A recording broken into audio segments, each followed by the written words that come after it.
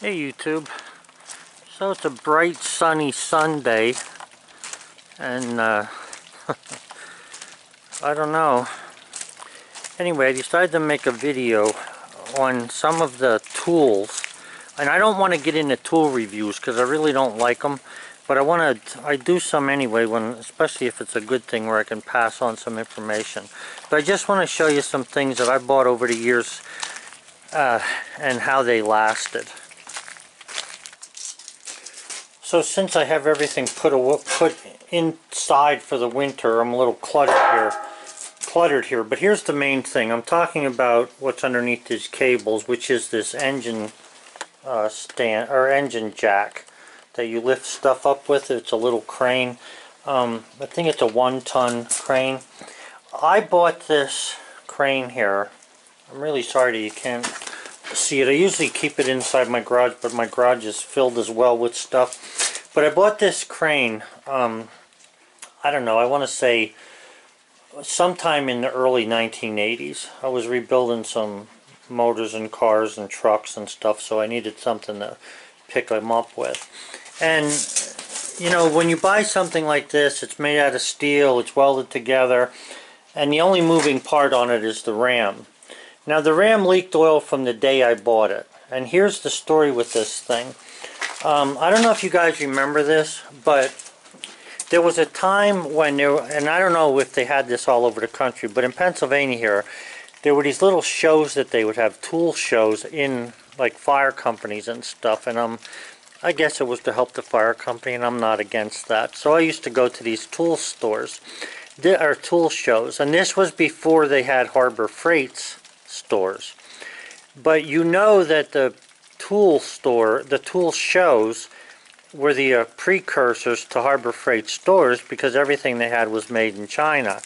Now that stand there was made in China, this thing, but it was in 1980, so actually it's not made bad. I mean, I've had no problem with it, except, like I say, the ram never worked right from the beginning. But as long as you can take the cap out of it and put oil in it, you can jack stuff up. It lasts for probably, I don't know, maybe 2 weeks. It doesn't drip enough oil to not work. So in that case, it's fine. The tires on it there are made out of steel, so you know, there's really nothing to wear out. Not that the steel makes it any better to push it. They are actually harder to push over stuff, but at least it works, and I've had it all these years. I've used it a number of times. I don't use it like every year, probably once a year, or once every, well, I can't even put a number on it. I use it whenever I have to pick something up that's heavy, usually engines, out of a car, okay, or a truck. So that thing was a good deal. I think I paid around $125 for it back then. It was too much to pay for it when you look at today's prices, but nonetheless, it still works. I still have it, and I'll never get rid of it because there's no need to. There's nothing on it that can really break, except, like I say, that ram, and as long as it just leaks and I can still pump it up by adding oil, I'm okay with that. So here we have this tire changer. It's manual, and I've changed a lot of tires already. I mean, I have a bunch of trucks, and whenever I need tires changed, I buy the tire from, you know, some outfit that's Discount Tire Direct. I buy them there. They ship them to me, and I'll just take a day, and when I'm feeling good, and put the tires on. Now the bad thing about this thing is it's not made too badly, except for the part that breaks the tire. You can see that it's like bent there and stuff, but it's still, I mean, I can change that if I want to, but I still use it. It still works. One of the things that probably never would have bent if it was made in the US is this. I mean, I've seen pipe that you cannot bend by hand, but you can obviously see that that has a big bend in it. But at least it didn't break, and with a little bit of you know, coaxing, you can get tires off and stuff. So that's something that I felt, I think it was 40 bucks. It's paid for itself a number of times. The other thing is this little level here. This is one of those balancers for tires. I don't see any reason why a manual tire balancer that they use for decades cannot work now just as well as anything else. So that I bought at Tractor Supply, and that was, or not Tractor Supply, but Harbor Freight, and I think that's a good deal. But again, there's nothing in there to break. Now I did have to adjust it so that the bubble on the top of that thing would actually give me a true reading, and sometimes you got to put a little oil on it so that the springs work and stuff on it. But another, not a big issue. I love these toolboxes from Harbor Freight. The only thing I don't like about the toolboxes, and I can show you how I fix the problem. I hate this winter weather because it really keeps me from cleaning up. Inside here, there's these things that go up and down, and they lock the drawers. Well, there's times when I want this thing shut, but I want the drawers to be able to open. So all I did was cut them off. I cut them off on all the ones that I have. I have 3 toolboxes like this. I just cut them off, and then I don't have to be using 3 hands to try to get into this cabinet. And the tires seem good on it. It holds the weight it says. I think that's worth it. Now here's something that I would not recommend you buy. Now I have a bunch of grinders because I use grinders all the time, especially for body work or doing any kind of welding or all. If you see the name Drill Master on something, now this is my opinion, and I'm sure there's other guys out there that can have different opinions, but do not buy this. This stuff just is junk and it doesn't want to last. That's my opinion. From Harbor Freight now, Drill Master. Even at $9 for a grinder, it's still not worth it. Unless you're absolutely in need of something to, you know, cut one thing off or 2 things off or grind 1 or 2 light things, it's just not worth buying. So we're looking in my toolbox, and in this particular drawer I keep all kinds of little odds and ends, but I know what's in there. The thing that I don't like is, you see how this mechanism is made here with these 2 balls so that, you know, you can bend this. This is a mirror. You can bend the mirror, twist the mirror, and put it. These freaking things are junk. I've never seen this in this country before, and I don't think this is an American idea because, you know, I didn't see it as a kid anywhere, but this idea is just crap. No matter how tight you make this thing, they never stay working. And not only are they on this, but they're also on some lights that you squeeze the light handle and, you know, you hang it up. They got these stupid things on there so you can turn it different ways. They are junk and not worth buying. And this is where Harbor Freight gets you sometimes, because, you know, this mirror was probably like $1 or so, 70, you know, I don't know, I'm going to say $1. And it's not worth $1 because it's more of a nuisance than not. But I put up with it only because it's here. And, you know, I'm just saying, there's some things that are just not worth buying at all. Now here's another thing. This is a set, they call them dental picks or dental probes, but, you know, we're not into dentistry, so what this is this is just probes that we use to, you know, maybe check a wire, push on something, pry on something. And the ones that I have here, these 2 here, the heavier ones, were made in the U.S. You have to heat them to bend them. But I bought these one day. I was down at Harbor Freight again. You know, they get you with this come-on deals, you know, like $1. So you say to yourself, well, what can I lose for $1? What happens is you lose many dollars over a period of time. That's the whole point. But like this thing is practically worthless because you can see it, you know, they bend, but I keep them for little things just in case, you know, and that's all there is to it. Whereas these, I just keep sharpening them as they get dull, and they're lasting a lot longer. I'm not sure if these are made in China or not, but wherever they're made, the point is that it's made out of some decent steel. You know, here's something that sort of gets to you after a while. Anyway, this is a battery charger. It's made by Schumacher. Here's another battery charger. This one's made by Schumacher. This one says it's a Speed Charge Computer Smart. Well, let me tell you something. Sometimes this battery charger here, I plug it up to a battery, you got to pick the mode and stuff like that, And the only reason I bought this thing is because I needed a battery charger. This one was the one I have here was somewhere else. I have about 3 of these, and I use them for sometimes, you know, to charge a bunch of different things at the same time. But this thing here is junk. This Computer Smart is a bunch of crap. I mean, maybe on some newer ones. I don't know when I bought this. It's probably 5-10 years old. But either way, this thing is a pain compared to this, where you just plug it in, hook it to the battery, turn it to 12 volts 2 amps or 12 volts 6 amps, and let it go, and it charges the battery. This one tells me, or it jumps to non-charging, not charging. It's trying to tell me something's wrong, but it doesn't tell me what it is. You know, I really don't care about that. All I want is the battery charged. So even though I still keep this and I use it for some things, like if you use it for a trickle charge, it seems to work pretty good.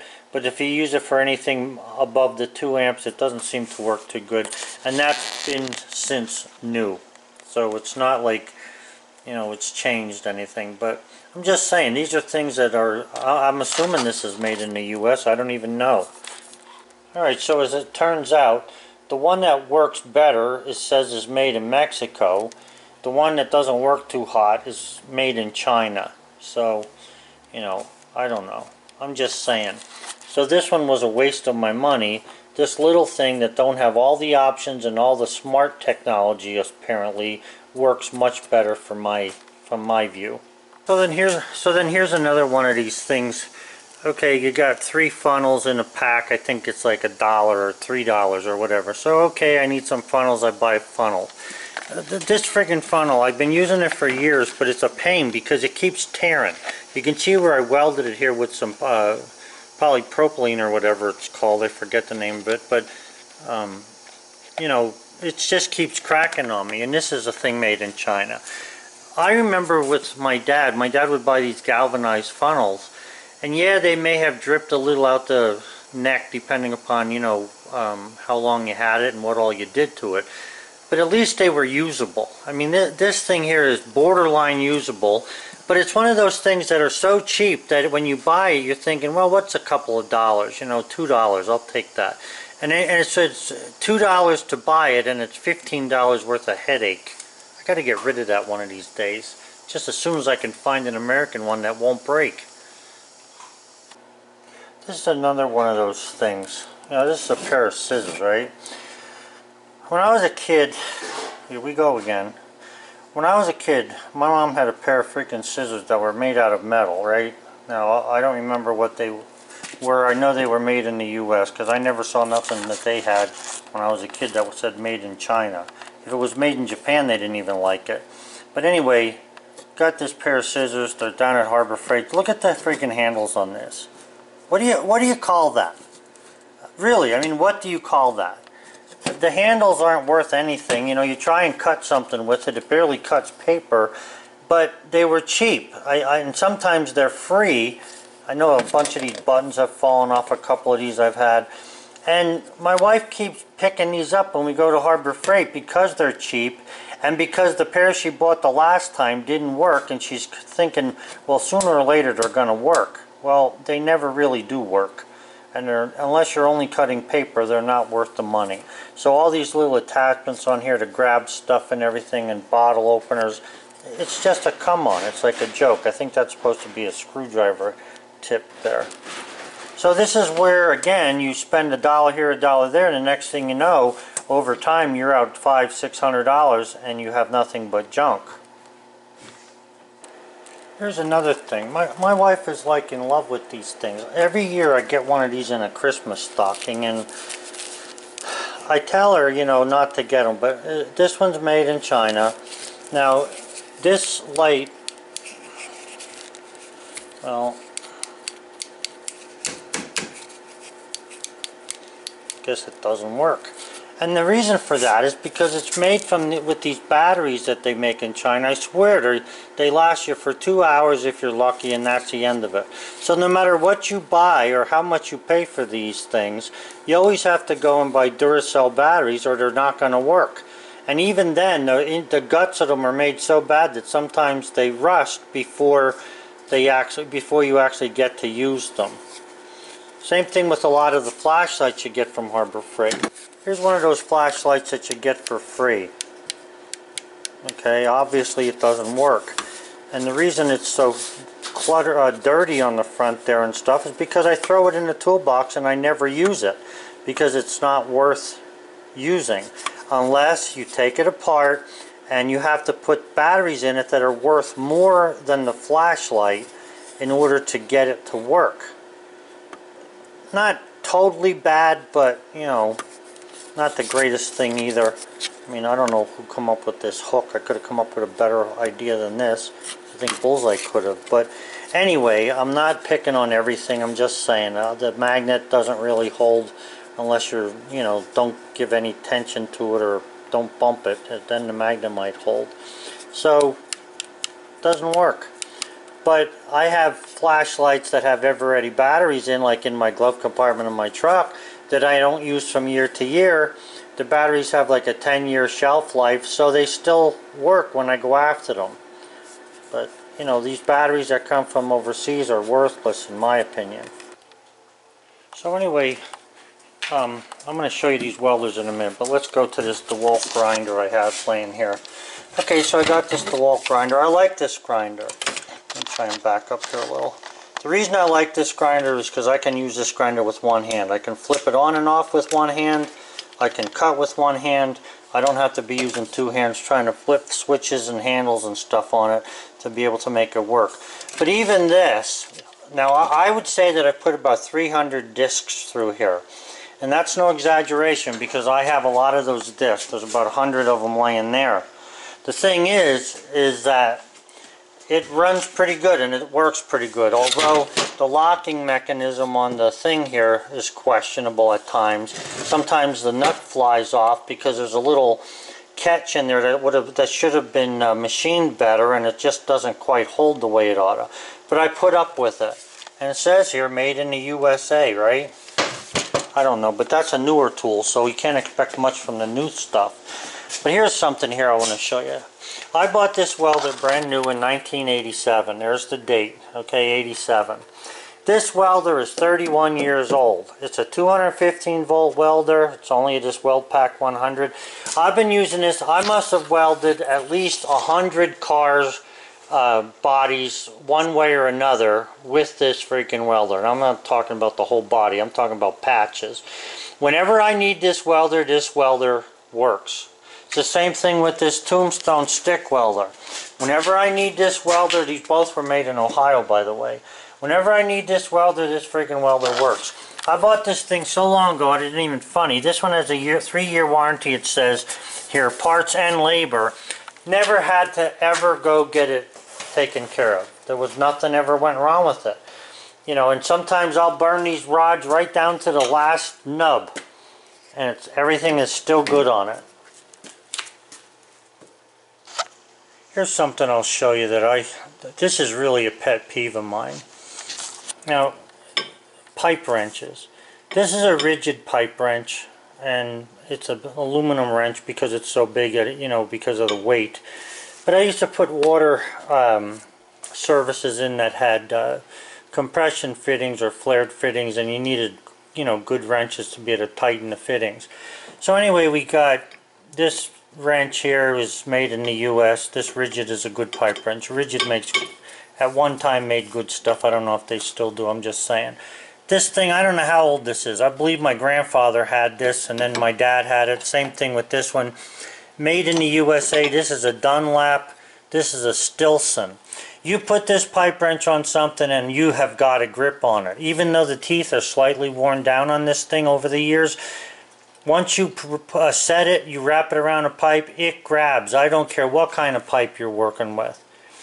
But here, this one, this is a Sears. And this is when Sears started doing their better, best, and best quality, whatever they used to call them. This is why Sears is out of business. This wrench, you can still see that this is new enough to have a UPC thing on it. These wrenches, the paint is completely wear off the edges here from using it. This wrench is not. I wonder why. Because when I reach into the toolbox and I grab this, I throw it back in and I grab this one instead. Okay? And it's not because it's bigger. I have some other smaller ones here. I just don't have them handy. It's not because it's bigger. It's because this thing will not grab. For some reason, the teeth slip on whatever you put it on. It comes out of adjustment. I don't know what it is. It's just not made as good as the other guys. But if you look closely at it, it imitates the design of the rigid one. But it doesn't work like a rigid one because somewhere along the line, probably in the metal makeup of the teeth, they're just not made the same. And all I know is that these two pipe wrenches here, I wouldn't trade at all for any amount of money because they're worth having. And I've had them, my dad had them, my grandfather must have had them, I don't know, because they've been in our business, in our family business for all these years. I just keep hanging on to them because they're worth having. This aluminum one, it's actually too big. I ought to throw it away just because it's too big, but I keep it in the drawer. This thing here, I really should throw it away. If it wasn't for my conservative attitude, I would have thrown it away already. I'm just saying that this is the difference between then and now. A simple wrench, okay? A simple wrench.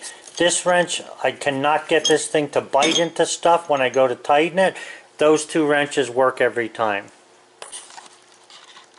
Here, this is a good one example as well. This thing here, you can barely read it. It says, I think it says Miller Falls up on the top there. Great something USA. Number 84, I believe. Let me just tell you. I bought, let's see, I didn't buy this. My dad gave me this. My dad had this in a drawer and he gave this to me when I was a kid. Still have it. Still works, obviously. I've had, if you know anything about blades, you can see that's a Lennox blade on there. But the thing is I bought hacksaw blades, or hacksaws, not the blade, the hacksaw. I bought one at different places, another place, I forget where I bought it. I put the blade in and I went to cut with it. I literally bent the blade in half right here. Or I mean the saw in half, pushing on it to cut through something. And it's not like I don't know how to use a hacksaw. It's that the hacksaw was made out of such junk that it just didn't want to work. When you tightened up the blade on it, it actually bowed on the back. You know, and it depends, I guess, on what you're willing to spend and what you're willing to buy. But I'm assuming that this Miller Falls, and I really don't know, you know, is made in the U.S. It says something on there. I got to check it out better. But this is a good hacksaw. It's always worked for me, never had any problems with it. Now here we have a bunch of my sockets and stuff that I use. Now these black sockets, almost all of these, well not this one, this is a Carlisle from Napa, but I don't know where they make them, probably in China anyway. But the thing is these sockets seem to be okay. A lot of these are Harbor Freight sockets. Most of them are not. The black ones are. The rest of them are made in the U.S. sockets, and they're old. I don't know if you remember the name Thorson. These are mostly Craftsman, but I have some Thorson in here that work good. You know, they don't strip anything. They're the same size they were when they were made new. Some of the wrenches, you know, ratchets. Craftsman was always a good ratchet. What do I got here? Carlisle. This isn't a bad ratchet. It just doesn't have the button to release the socket. But it's not bad. It's okay. I don't know, again, I don't know where they're made. Carlisle. It doesn't tell. What does it say here? I can't tell what it says, but it's from Napa, so it's probably made in freaking China too. But it doesn't seem like a bad one. Here's one I've had for a lot of years. This is a Craftsman. Still works good. I used to have Husky. When I was a kid, I bought Husky stuff. It's, in my opinion, even though Home Depot sells Husky tools, I will not buy them. Husky became a bad name in my mouth years ago when you used to buy their half-inch ratchet, and as a kid, you know, 16, 17, I could break the gear on the ratchet. I never was able to do that on a Craftsman, just by tightening it. So anyway, I guess what I'm getting at here is, you know, you live and learn. Naturally, it's nice to go online and see comments about products and, you know, what kind of stars they have. But a lot of times, you know, you look at stuff and the guys who give the comments don't know what they're talking about, or you can't tell when, you know, a guy will say he's a pro when he's not, and you can only hope that the one you saw was from a pro. But I guess what I'm trying to say is that you need to experience some of the stuff to find out what's the better thing to buy. I mean, is it better to buy the DeWalt for $100, the grinder, or the Drill Master for $9? If all you need to do is cut off one nail and you're happy with that and you're not going to use it again, then get the Drill Master. But if you're going to cut backhoe buckets in half like I have already, then you might want to have something a little bit better. And the DeWalt fits the bill as far as, you know, what you can get now. I've always wanted to buy myself a Milwaukee one, but the places that I went didn't have one. I want to buy, I see that Home Depot sells Milwaukee, and they're a little further away than Lowe's, so I really never go there. But I'm going to have to go up there and buy a Milwaukee corded, I don't want any battery operated one, a corded grinder. See how they work. But you know, it's one of these things where you buy stuff, it doesn't last, and then you've wasted your money. But we also waste our money, like I was saying, you know, on stuff like these stupid funnels. You know, $1 here and $1 there, and you say to yourself, well, it can't be that much. Work in the White House? So anyway, what I was saying is, you know, it all depends on what you're going to buy and what you're going to use it for. But a lot of these things, when you spend $1 here and $1 there, the next thing you know, you have no excess money left because you spent all your dollars on junk. So try to be thrifty, try to buy what's the best deal for the best price.